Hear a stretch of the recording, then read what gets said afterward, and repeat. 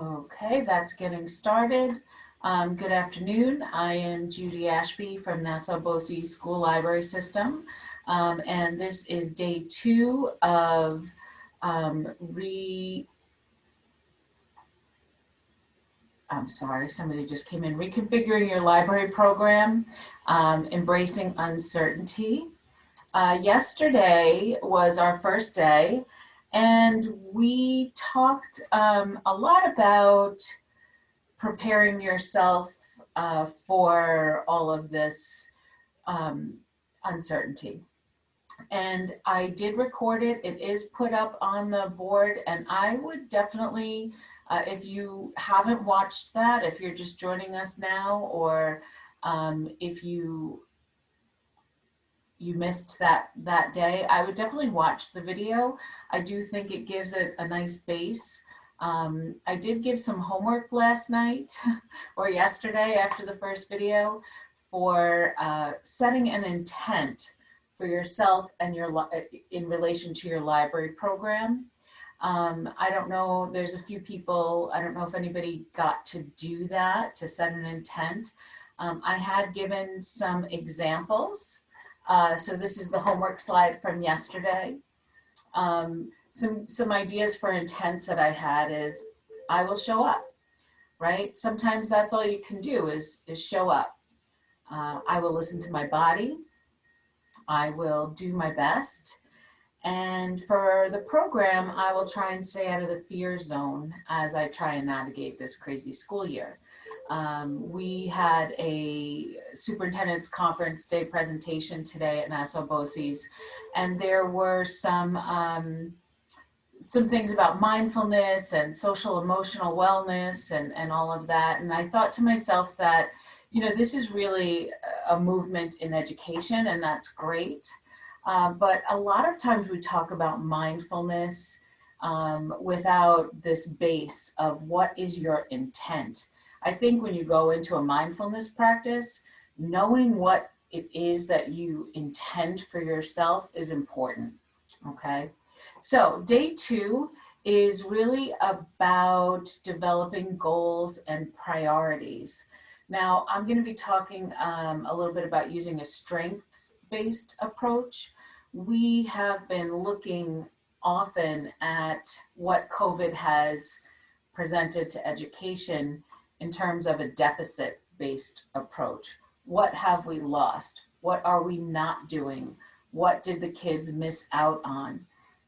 When we focus on only what is missing, we're only looking at the deficits. And that can put us onto a certain path. I'm not saying that you don't address the deficits. Obviously, that is an important piece of what teachers do and what education does. And just as human beings, we need to address the places that are negative or lacking. And we certainly need to do that as teachers. But when we look at a strengths-based approach, we're looking about the collateral beauty. There was a movie called that, and I just feel like sometimes we need to look at that as well. So a lot of what I am going to be using today came from Dr. Jen Cannell. She used to be a school library system director, and now she is the director of the St. John Fisher College library media program and an assistant professor there. We, on August 20th, did Transitioning to the Unknown. It was from the School Library System Association. And that's where I learned some of these things, and I will be actually using her slides. And so I just want to say thank you to her, because it was just really a fabulous day of professional development for me, and gave me the opportunity to turnkey this for you. So, what types of meaningful learning experiences are students coming into in 2021? We know that they missed out on in-person instruction. We know that this wasn't even really virtual or remote teaching. It was emergency crisis teaching. There was no real preparation that went into it. And so there were some deficits. But what are the strengths that students are coming in with? What experiences did they have that were opportunities for learning? So Dr. Cannell made this slide, and she said they have experience with remote learning. That's something that most of them never had before. And they have seen things and experienced things with this pandemic. Some of them may be very tragic, but some of the positive things that may have come out of it is they learned about science and how their place in the community might relate to others in the community, right? They may have learned some science behind it if they're older students. They may have seen the news or discussions about what is information versus mis or disinformation. There's been lots of discussions about this. There's been lots of social media about things being spread that aren't true, or medications that haven't been fully tested. These are library related things, actually, that we could use as teachable moments. These students have come in with that just from being a part of the world right now. And they've also been exposed to a lot of the social justice and social unrest that has been going on in the world. We don't know if it's been a positive or a negative experience for them, but we do know that they have seen some of these things. So it's important to recognize that there are strengths that they have come to us with, or they will be coming to us with, that they might not have had otherwise. Okay, and I do like the idea of looking at it. It's just a shift in perspective to say, what are the possibilities of strengths as opposed to the negative deficits. So Jen had made this this chart here, trying to help us identify student strengths. Now, she had run some professional development specifically on doing this in the spring with one of the other school library system directors. They had actually planned on doing it in advance, and Barbara Stripling was a part of it as well. So they were very kind to share all of the work that they did.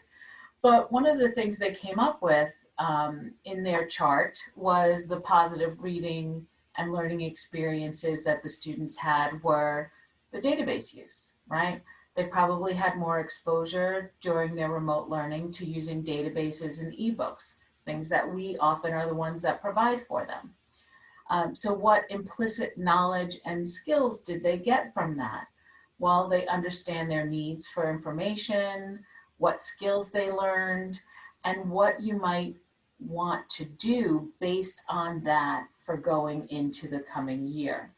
Now, we're not going to be going through this, we're not going to be doing this chart, but I just thought it might be a way for you to shift to a what can I do, not what can't I do. I can't, run circulation. I can't do my regular lessons, but what can I do? Maybe I can build on this, or maybe I want to teach these login skills, these basics first thing, because if we have to switch to remote learning, I want them to be able to access this more readily. Now, one of the other things that she did was she showed us this choose your own adventure. And I'm really just going to share this with you because I think it's pretty cool. And it just showed some of the creativity that came out of the crisis teaching. This elementary school librarian came up with a choosing your own adventure lesson for exploring the databases. So she was K-5, and what she did is she just in Google Slides came up with these links for students to explore. And she gave them the task of being beta testers for it. So she said, look, I'm creating this game for exploring the databases, and I need you to test it out for me. Can you try it and see what links work or don't work? Can you tell me, what your experience is with it, what you liked, what you didn't like, and how I can improve it, so that next year when I do this with the other grades, it can be even better. And one of the things that we heard, and I think a lot of other teachers across the board heard, was participation was a little less than they had hoped, but the students were really engaged in this activity. So hold on, I have a couple of people in the waiting room. Okay, I admitted them. So what she had it is, if you clicked on something, what do you like then? I want to look at animals, and it would go to that. Well, what do you want to do? I want to watch a video. And that would tell you what databases you could go to. She would put in the links here. So I just, this is more of a cool thing to see what somebody else is doing. I will be putting the links to these things on the LibGuide. You can see this one is a copy of. If you're in Google Slides and you make a copy of something, then you can make it your own. And these things have been shared with us, which is nice. Okay, let me go back to my presentation. Okay, so this is just for you to think about how to identify what strengths came out of the pandemic. Okay, so the next step we're going to do is we're going to talk about priorities. What are our priorities for teaching and learning in 2021? Now there is still so much uncertainty. So what I'm talking about in priorities is not task-based. It's really more on a I guess, a broader level, a broader scale. And some of the examples were, I want to focus on critical thinking skills because that's really important right now. Or cultural competency because of all of the social unrest that's happening and the election. Digital literacy is something because we want kids to be able to evaluate information. These would be what your priorities are. Barbara Stripling came up with her own. So there's Barbara with her beautiful smile. If you haven't met her or you don't know about her, she's a professor now at Syracuse University, and she was the New York City School Library System Director for many years. And she was the person that really started the Empire State Information Fluency Continuum. And she's just brilliant and understands school libraries in a way that no one else I've met has. So what she says is here, after you start thinking about what your own priorities are, we should look at aligning them to what the school, either building or district priorities are. And we know that that is a really important part of what we do. We can't just isolate ourselves and teach in a vacuum. We have to be aligned to what our district and our school's priorities are. Now, maybe the priority this year is really just about keeping the students safe, and that is all that you're going to be able to do. Well, health and safety can be a priority, but if that is what the school's priority is, or social emotional learning, well, then you can still incorporate some of your priorities with that. So we want to see how they can line up. And what I like here is if you look at what Barbara Stripling did, is she took her priority of independent reading. She wanted students to develop their independent reading skills. Now, if you were to say that to a school administrator, they are like, well, independent reading is not that important to me. No, but literacy is. So we want to make sure that when we are aligning these things, that we don't only look for the matching words, we want to make sure that the language that we are using matches with what the administrators are using.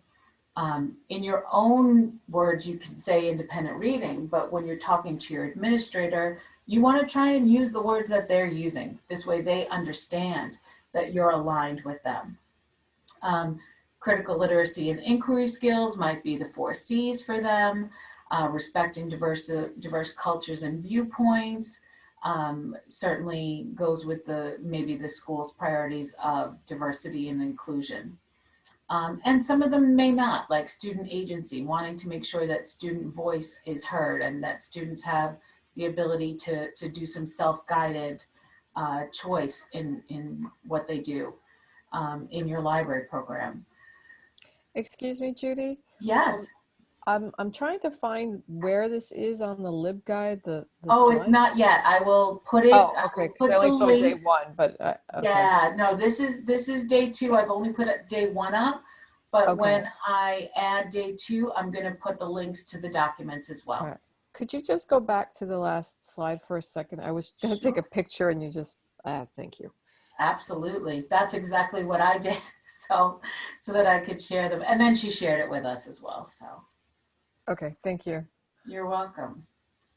So, so Barbara had come up with this, and then what they did, and what I would like to take a few minutes to do today, is they turned it into a chart to start working on what the goals and the priorities are, right? What are your priorities? What are the school goals or priorities, which you may or may not know. And I have the link here. I will put the link in the chat. I think that's my goal. If I can figure it out. Where is my chat? Where did it go? There we go.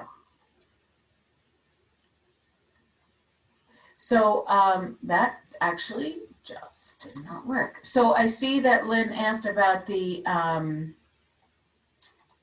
whether I have anything for middle school. I don't have anything specifically for middle school, but that would certainly be something that could be adapted, that choose your own adventure. I think that could easily be adapted for middle school. And we are going to be working on, there's the Google Doc link. We'll be working on some other specifics over the next couple of days. So if you can open up that Google Doc, if you're in a place where you can do that, what we can do is start typing here. You know, you can put your initials if you'd like, and what may be one of your priorities. And we don't need to think about the entire school year. These are just general terms. So you can think about, you know, just the first couple of months, maybe the first semester, what your priorities are, and if you know any of your school's priorities. So I am going to just put school library system down here.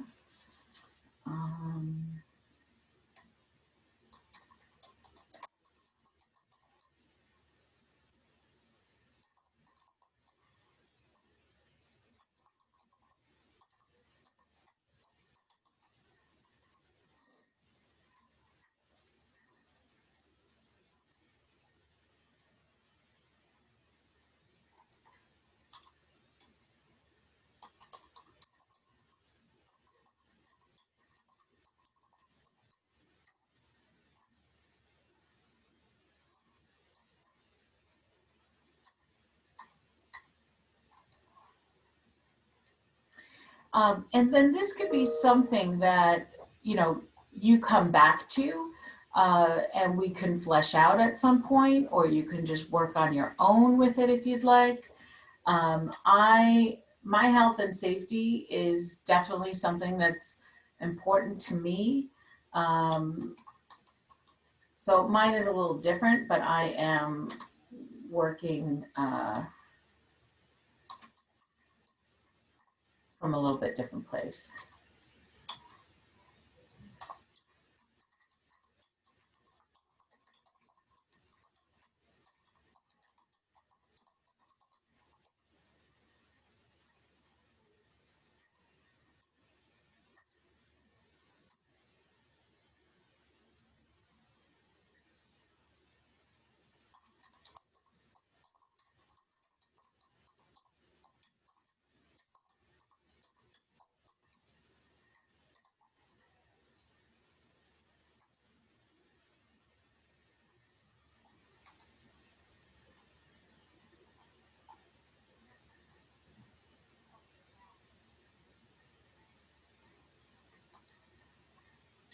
So we'll take about 5 minutes to work on this before we move on.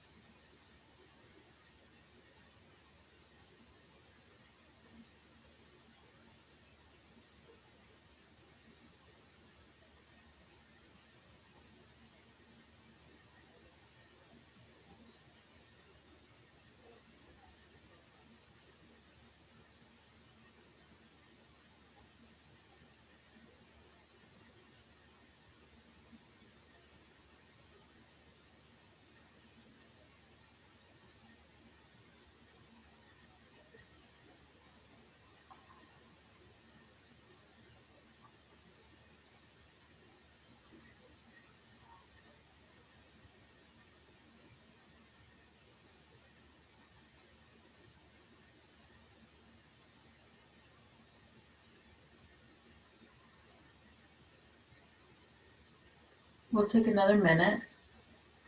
And like I said, this document will be available to you, so you can feel free to access it. It should show up in your Google Drive now that you've accessed it, but if not, like I said, I will be posting the link on the LibGuide.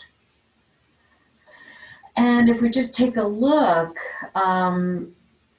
it looks like, health and safety and being able to keep the library space and materials usable for students in a healthy way is obviously a priority for many of us. Lynn had put what her health and safety, literacy, advisory, it sounds like she's very aware of what the higher level goals for her district are. Um, and it's good I'm to kind of see guessing. transitioning. I'm sorry? I'm kind of guessing. Well, and that's okay.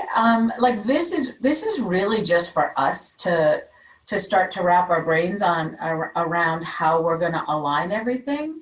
Um, you know, most districts, if not on a building level, certainly on a district level, they will have their posted goals or what their posted vision is for the year. This year, they may not have updated it. You can really just guess by it. It's just trying to get you to see that there are some things that are similar and there are some things that are different, and that's okay.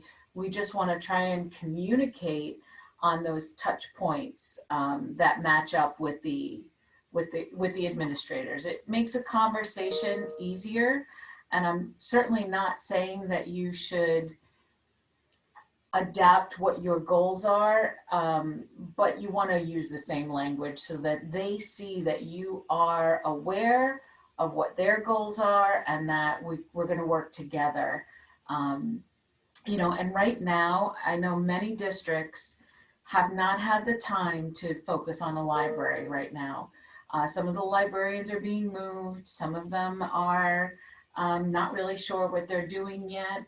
And if that's the case, for you, at least you are prepared and ready with some ideas for how you want to step forward into this new school year. And again, we don't have lots of time to go through it in detail, but if we can walk away from this week with one plan, right, then at least it's a start. Okay, so what I'm going to do is I'm going to go back to my presentation, and we're going to move on a little bit.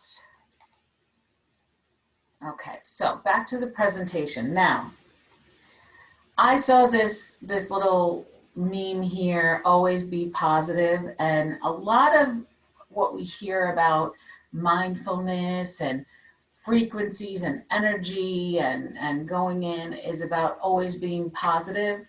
I mean, I started today saying, let's start with a strengths-based approach because we don't want to always focus on the negative. But the fact is we can't always be positive, all right? That is just not reasonable.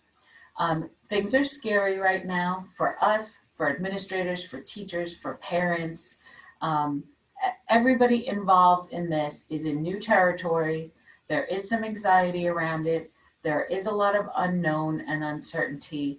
And bypassing that or trying to ignore the fact that there's a lot of it that is not positive is really not positive. That's like ignoring that you have symptoms of something because you feel great. That is not an effective way to be healthy. So the word alignment is really the key for me. My goal for what we can do this week is to work on taking our intent, our priorities, and aligning those things and turn it into actionable steps. Um, it's important that we don't just try and be positive and ignore the negative pieces. I don't know who this man on the screen is, but I found his quote, Brian Tracy, and it's thinking about your wheel alignments, right? The car uses less energy and it goes faster and it performs better when everything is aligned. And that's what I want us to think about. It doesn't have to be exact. Your list can be different than what your administrators are, but we want to try and make sure everything is moving in the same direction, because there's enough pulling everybody in different directions right now, and to slow, enough traction and mess in the road that's going to slow us down, that we want to make sure that at least the tires are moving together. And I liked this quote about everything changes when you start to admit your own frequency rather than the one of those around you, because then you start imprinting your intent. Now that's a real out there kind of quote, very different from the tires, but that's my alignment. I have to pull a little bit of both in, because that's what speaks to me. And there's going to be negative people around. There's going to be people saying, oh, this is terrible, this isn't going to work. Sometimes I'm the one that's saying it or thinking it, and you may be too. But we want to try and be true to ourselves and yet be able to move forward. So it's not about just pretending to be positive. We need to try and align ourselves with that intent and priorities and then move forward. So before I move on to the homework, does anybody have any questions, or I can go back to the,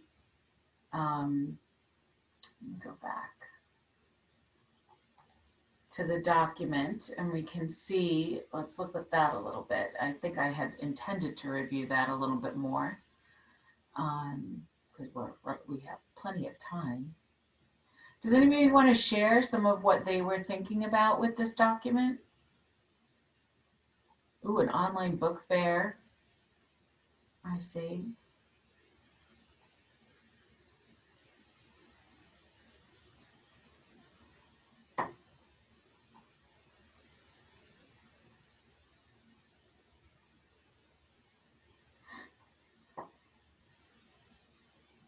All right, so I see empathy. It's a big thing, mindfulness, safe spaces, social and civic responsibility. So those will be things that I will try and use as we look tomorrow. Tomorrow we're going to be looking a little bit more at the actual instructional models that we have and that we've learned about, that I've learned about. But today was really more about thinking about priorities. Does anybody want to share what their top priority is?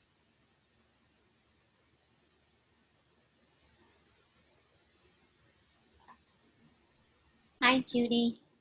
Can Hi, you? Patricia. Hi. Gosh, I'm just looking for guidance from my district. There's very little guidance coming down the pike for library and what they expect of us. Right now, we're being used as an auxiliary teacher physically, but also posting weekly by grade level library lessons online. So I guess I'm looking for guidance and, what kind of curriculum would work in this unusual circumstances. Normally I would do orientation, getting familiar with the library, our physical space, and now I don't know how to transition to what we have. So I guess I'm looking for, getting started and getting our online library program some kind of cohesive, comprehensive path, because I don't think I'm going to get that from my district, So that I understand, and actually what I want to switch to a different screen. I'm not sure if you have been to the LibGuide. I will try and post that in the chat. I did receive it. I'm from Western Suffolk BOCES, and Oh, okay. Sarah did share this with us, and I looked at it briefly, but I Okay. probably should. I didn't get a chance to look at it in more detail. So this actually came out of originally from the New York City school library system plan for their librarians reopening. Now, it is true that state ed gave absolutely no mention of libraries, although they did say that librarians were essential. There was no mention of libraries or how to give library instruction in the guidance document for reopening.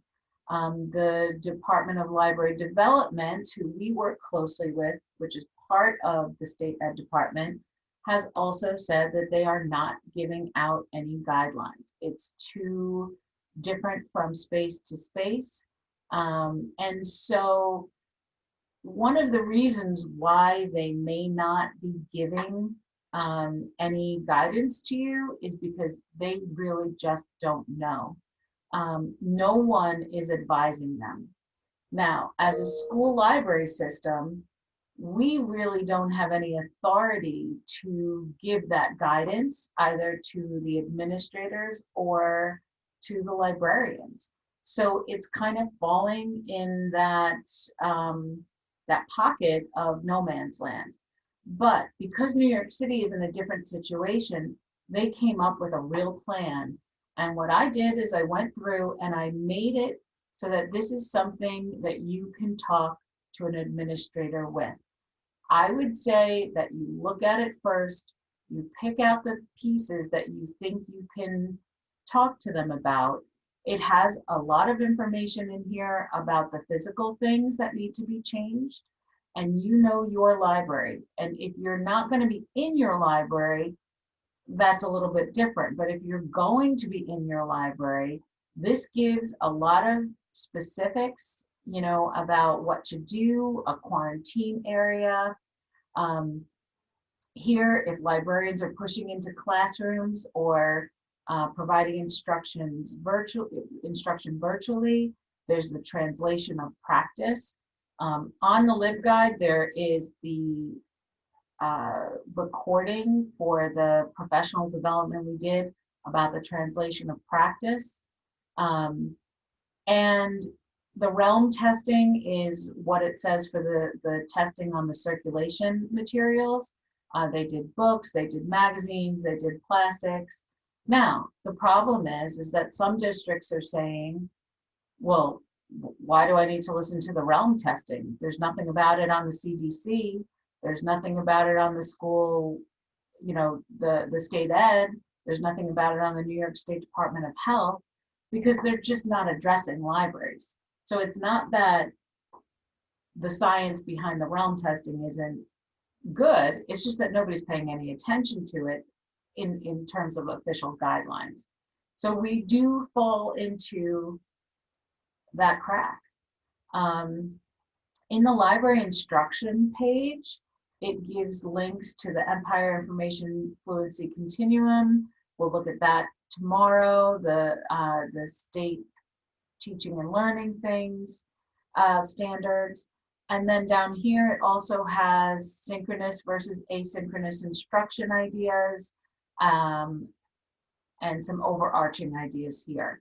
So you may want to take this, and it's nothing official, and there won't be, as far as I know, anything official coming out.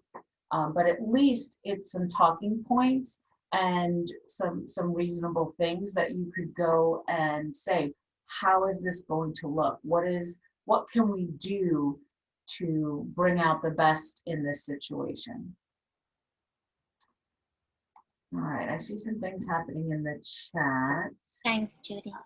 You're welcome. Okay, so does it have anything on block scheduling? I don't think it does. I'm pretty sure there's nothing specific to block scheduling, but it would have some things that you could probably pull out and use in talking about block scheduling. The big difference with block scheduling is the time and the depth that you can go into it. But what we're talking about is really on a much less specific level than giving the times and the units and the curriculum. Now, one of the things you may want to do, like we talked about when we were first looking at the priorities and what did students learn from the pandemic, and we talked about on that one slide, let me go back to that, where it said that maybe you want to, here we go, maybe you want to teach explicit skills earlier in anticipation of remote learning. Maybe your orientation, which is generally, been appropriate for being physically in the library, is having an online presence and teaching how to access that online presence, showing them the way to get to it, how they would be able to look at ebooks if you have any, how they'd be able to access any other online resources. The fact is that if you don't have an online presence yet, that is going to be something that I highly recommend you expand or create. It is going to be who you are if we go back to remote teaching. That is the way we're going to access our teachers, our students, our families, and our administrators. Okay, so tomorrow we'll look a little bit more in detail. We're going to look at the Empire Information Fluency Continuum and how we can prioritize selecting those specific skills that we want to teach. But as we're going into this evening, in preparation for tomorrow, I want you to think about this. What are you going to do for this coming year? What, based on what we've talked about so far? So let me skip forward to the homework. So yesterday we talked about our intent. So if your intent is just to show up and try so that we can go through with our priorities in the best way that we can, what really aligns best with what your school or your district priorities are? So I don't want you to say that you're going to do something that's unrealistic for you. You have to keep your intent in mind and what aligns. Lynn, did you have something that you want to share? Yeah, I wanted to, sorry, I didn't realize I wasn't muted. That's okay. I just was able to get into my e-school and found out that we have a new thing this year. First, it's the first year we're going to block scheduling. Second, everyone is getting an advisory. So I finally got in because I was locked out of my password, I couldn't remember. However, it said that I had only 3 kids in a block period. So it's 2 periods in a row on days 2 and 4. And then there's like a split class, which I guess would have been the kids that would be remotely learning, but there's nobody in that. So I'm assuming that means I don't have any remote while I have these kids, but I have no idea what, this is new, advisory is new, and block scheduling is new. Mm-hmm. So for 2 periods, I have no idea what I'm supposed to do with these 3 kids. I was just there this morning. They're cleaning my carpets. My room is upside down. They used my room for the administrator at the high school. While the high school was under construction. They just left, which is why everything is pushed off. My computers are everywhere. Nothing is where it needs to be. I have, I don't foresee getting everything ready by day 1. So I'm like trying to figure out, and I just emailed one of the administrators because when I went to the office, they're all in meetings today. So I just kind of like went, all right. And then you're putting this here, and I'm just trying to figure out, I was like, I'll do books with them. I'll do a book club, and I'm going to just make videos of how to do everything like I was starting to do. I'm supporting everyone remotely, or instead of doing like someone was asking about orientation, is then go into the Google Classroom of a teacher and present there, or in a Google Meet, and do orientation in the classroom, but from your room. You know what I'm saying? Like, you could join in, or you could just send them the videos. Like, here, post this in your Google Classroom. This is how you access Follett. This is how you access the Mac and Via. This, because unfortunately, like, all my ebooks are not all in one place. Okay. So my goal is to try to get everything in one place. I mean, over the pandemic, I created a warrior library. All the librarians put theirs in there. And I still haven't been able to get the superintendent to post it on the website so that parents can access it and kids, aside from just within the Google world, but like so that it's public. Right, right. So you want parents to be able to access it as well. Yeah, so that they can see it, and they, because we put like information for the parents. We have a parent page, and we put it all there, but the administration is so overwhelmed and nobody knows what they're doing, and they're like, oh, just email me, but they don't even respond. So I don't know. Yeah. They're if they overwhelmed did it or too. they didn't. Yeah. You know, So like let's I just keep be saying- honest.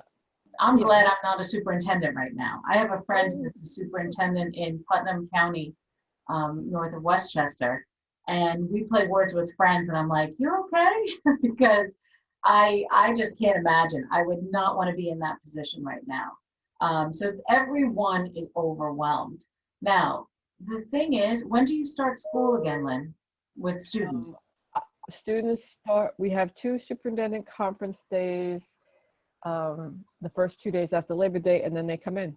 So, So you may get a little bit more guidance on what the advisory is supposed to look like and how the block scheduling will work before then.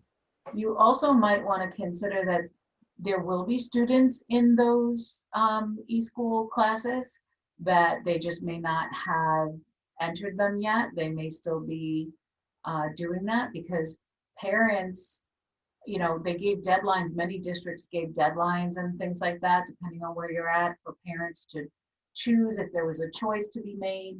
And they may be still working all of that out. But you're in middle school, you said, right, Lynn? yes. Yeah. So- This is the first time we're having 6th, 7th, and 8th. We had 7, 8, and 9. So I'm Okay. getting 2 brand new grades in that I've never had before, and 2 you grades know, that have left me that I still don't have books from.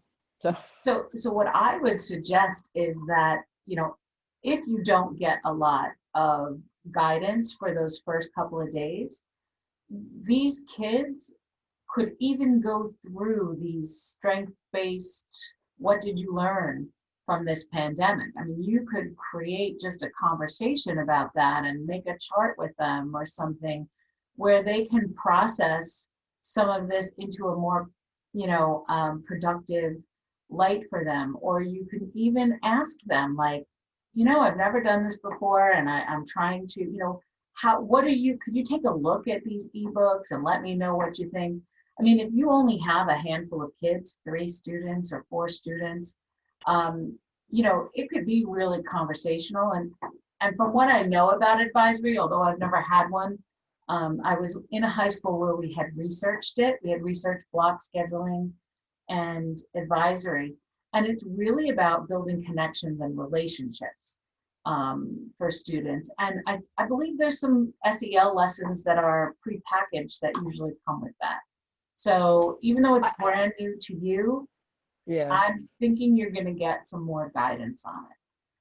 Yeah, I mean, I remember them saying, you know, that, I mean, we've done the mindfulness, and then they had like certain programs that they rotated it through, like each department would have 1 week, and then, so I think they were doing this instead of that, so that it's in like one place and that everybody has connections and whatnot. Right. So, like, I know on purpose, like I'm bilingual, so they gave me all Spanish kids. I could tell by their names. And I mean, I don't know them, but I've recognized some of the names, like sibling wise, so I would know. And I would actually probably prefer that, because I try to link with those kids, our E&L kids, because when I speak Spanish to them, they feel so connected. Oh, I am sure. And it's helpful. And I was thinking the same thing. I'm like, well, I could use these kids to help me with my curbside checkout. Maybe if they allow me, I can have them deliver, you know, during this period, do something like that. Really get them, you know, confident building. And I just don't know what they're going to allow me to do. Well, I don't So know if they'll allow the delivery piece of it, but for sure, getting their opinions or how to access, the families that may require it, or what their experience was with the remote learning. Did they have sufficient connection to maybe access some of these streaming things? I mean, there's so many things that could be rich discussions, and that you could then find materials. We have links to like the COVID-19 resources that New York City schools put together. There Spanish, there English, there were for different grade levels. That might be something that you want to take a look at, and even just to have them review what do they think, or what might you recommend to the ENL students on the elementary level. Those kinds of things. If you have them for a long time, and these are fill-in things, obviously, in addition to whatever the curriculum that they tell you to do. And I'm sure they're going to tell you to do something. But I think I certainly no, hope so, because it's a long time with these kids. it is. And you know what? Maybe literacy or independent reading is part of that as well. Yeah, I was going to hope, until they give me something, my goal was I would, read that to them, or let them pick their own books and they could read, and, or then listen to an audiobook. Yeah, exactly. That's my goal, is really to push the audiobooks this year. Right. So, Yeah. Well, I got to add that to my audiobook goal. So, the thing is that no one right now is an expert. There are no experts on what this school year is going to be or what it's going to look like. And, I had yesterday shared the book, Being Comfortable with Uncertainty. Everyone is uncertain now. We really don't know,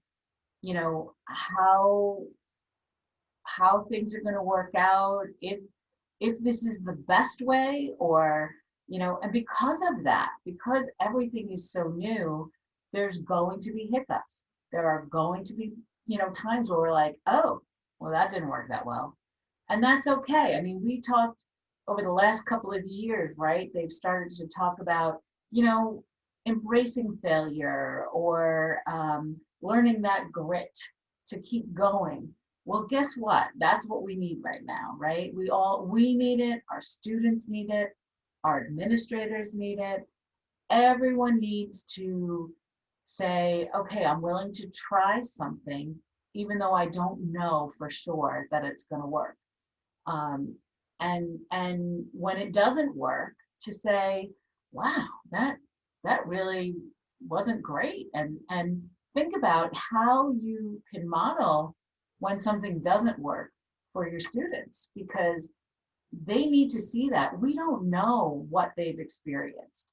We don't know if they've lost people close to them, whether people have, like, they're coming in with so much more this year because the region itself has so much more. And there's so much heaviness, with the social unrest and how that has possibly impacted them. So being able to model being comfortable with uncertainty and letting go of things, and when they don't work out, and saying, okay, well, let's try something different. I think that's more important than ever this year. So and maybe you want to go back, to what is this? Where, yesterday we talked about, where do I want to be? Or who do I want to be during COVID-19? This could even be, adapted for young students to certainly to middle school and high school. But I think you could even adapt something like this to talk about the phases that we've gone through. There's no way that they weren't affected by it. Like, sometimes you could say, well, not all parents let their kids watch the news. Maybe they didn't know. Or you know, well, parents tried to shelter their kids from things, but everybody except for the pre-K and kindergarten students, they were in school last year and they were impacted by this. And you don't know whether they've processed it or how they've processed it. So, you know, I think especially in the beginning, knowing that some of them may have spent that entire time in that fear zone, and that's not a comfortable place to be, and that's not a healthy place to live. You don't want people to get stuck there.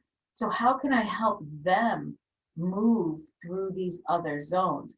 Unlikely that you're going to go right into the growth zone with these kids.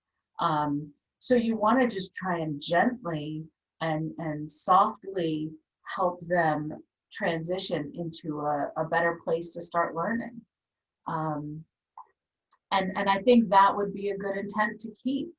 And then as you start to work on other things, you know, when we start to work on the actions that we're going to take and the lessons that we're going to plan, you want to make sure that you still keep what that intent is. So I don't want to say, I'm going to show them all the databases and how to access them and how to get the ebooks. And plus I want them to know in case we're in person and they can browse. Like that's going to overwhelm you and them and everybody else. So you want to keep that intent. That's probably something that's new based on the pandemic, and see how that can align with the priorities. And then we can take both of those things into the actions. So I think that's about all for now. Does anyone else have any questions or anything that they want to share before we... Hi, Yes. it's Patricia again. I just wanted to quickly ask, I love that chart, that continuum of, you know, being in the fear zone and growing out from that. My students are grades 3, 4, and 5. Mhm. Do you think they're too young to share that chart with, or do you think it would be appropriate? Let me bring it back up quickly again. If somebody has to go, I know we're a little bit over, so if you have to go, feel free. I won't be offended. Let me go back to that chart. So let's see. So third, you said? Yes, 3rd is my youngest. So let's look at that. I mean, I get mad easily. I forward all messages I receive. They may not relate to that, but I don't think that you have to focus on that one. I complain frequently. I spread emotions related to fear and anger. I grab food, toilet paper, and medication that I don't need. Like, I think you could probably have a conversation about that with students for sure. And then as we go into the learning zone, I start to give up what I can't control. You know, I start compulsively eating. I'm an emotional leader, so that's what I do. Yes, me too. But like, you know, you probably could use this one specifically, but you may want to adapt it a little bit. Like you could just talk about the zones or make a separate chart and talk about how you want to, you know, where they are. I would definitely Google to see if there are other charts with the fear zone and the learning zone, and then maybe you could brainstorm with them to put, you know, some specific things. But yeah, I think it could definitely be adapted for younger students. Okay, thank you so much, Judy. You're welcome. All right, so when this is over, I will be putting it up and I will add the links to those documents that we talked about today. And then tomorrow, we are going to be starting to move towards action. I have some various instructional models, as well as planning things with the Empire State Information Fluency Continuum. All right, so thank you so much for joining us, and hopefully we'll see you again tomorrow. Be well. Bye, Judy. Thank you. Bye-bye.